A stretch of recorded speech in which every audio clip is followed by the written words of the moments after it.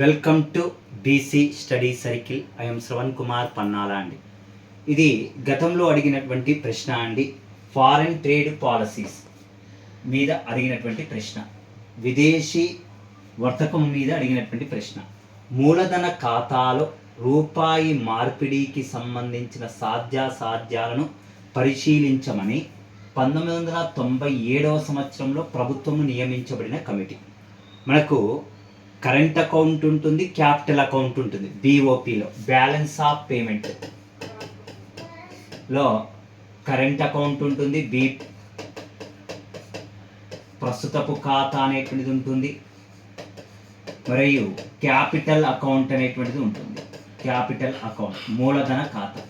ఈ మూలధన ఖాతా మీద 1997 సంవత్సరంలో అధ్యయనం చేసినది ఎవరో అని ఇచ్చాడండి. ఇక్కడ పద్మనాభన్ కమిటీ అయినా సరే, గోయి పోరియా కమిటీ అయినా సరే, సుకుమై చక్రవర్తి, ఈ కమిటీలు మొత్తం బ్యాంకింగ్ మీద అధ్యయనం చేశాయండి.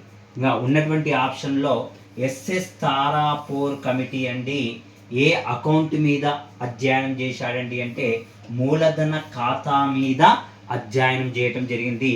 Answer third one is the correct answer. SS Tarapur committee అండి. Thank you everyone.